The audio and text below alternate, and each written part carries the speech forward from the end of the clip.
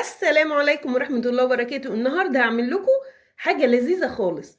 كل المتابعين بتوعي طلبوها مني.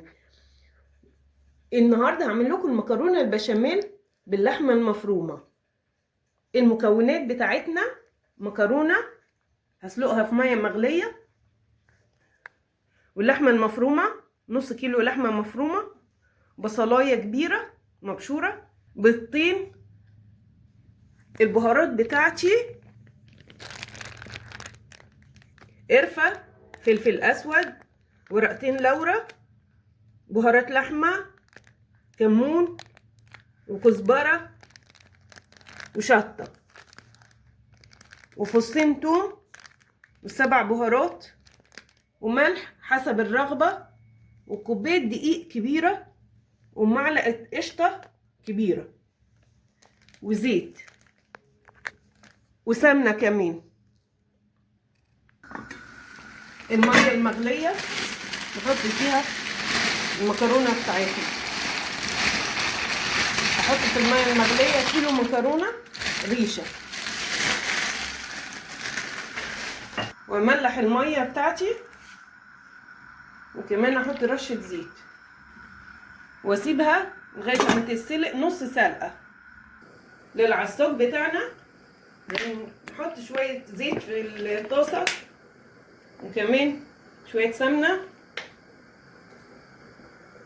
وهضيف البصل. اول ما يتحمر هنزل عليه باللحمة المفرومة. البصل بتاعي اتحمر شوية، هرمي فيه فصين الثوم،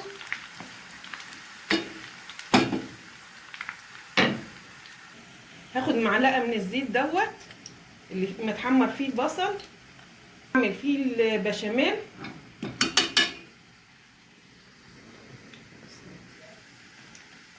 هضيف اللحمة المفرومة،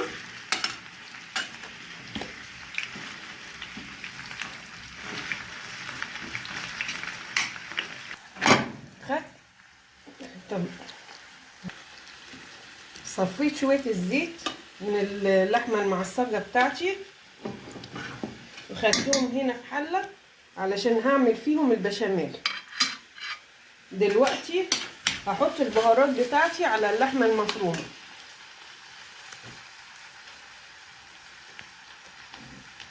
رشة من السبع بهارات،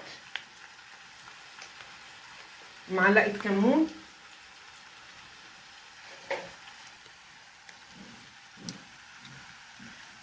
هضيف البهارات بتاعتي كلها، هقلبهم كويس.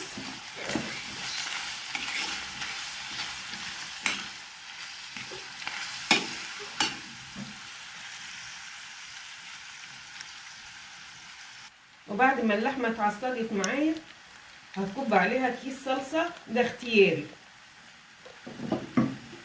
هقلبهم شوية صغيرة،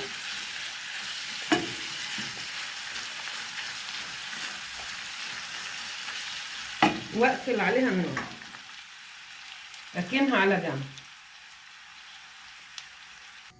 المكرونة بتاعتي اتسلقت نص سلقة، وصفيت المية بتاعتها هنا، هي دي اللي هنعمل بيها البشاميل. دلوقتي حطيت الزيت اللي نزل من البصل واللحمة، وهضيف عليه دقيق، كوباية دقيق كبيرة، وهقلبهم كويس.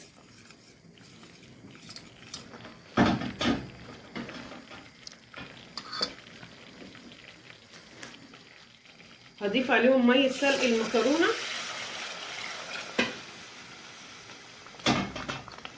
وهقلبهم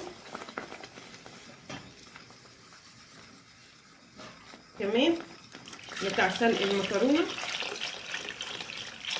لو عندي لبن او شوربة ممكن احط.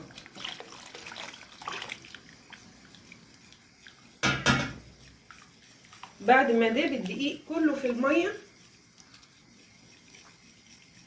والخليط بقي كله متماسك كده، الخليط كله دخل في بعضيه،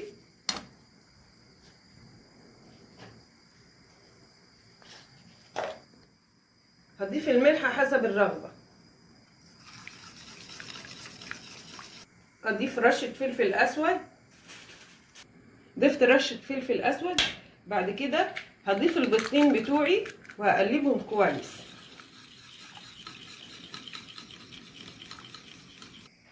البشاميل بتاعي بقي تمام اهو.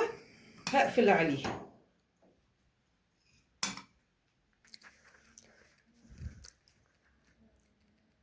دهنت الصواني بتاعتي رشة زيت. بعد كده هحط شوية بشاميل في قعر الصينية من تحت.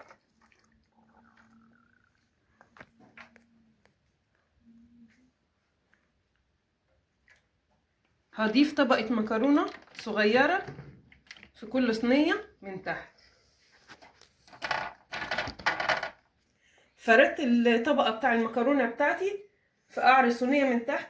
دلوقتي هنزل عليها باللحمة المعصجة بتاعتي. فردت العصاج فوق المكرونة. دلوقتي هنزل عليه شوية بشاميل صغيرة.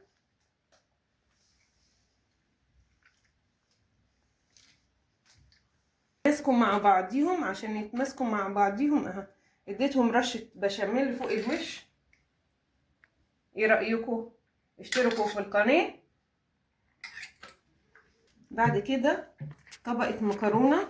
هنزل بطبقة مكرونة.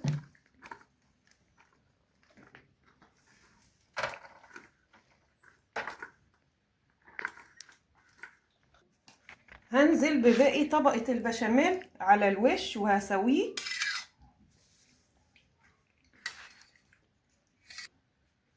دلوقتي هضيف معلقة الزبدة على الوش واوزعها كويس. دلوقتي هدخلهم فرن متوسط الحرارة على الرف الوسطاني. هيقعدوا نص ساعة بس.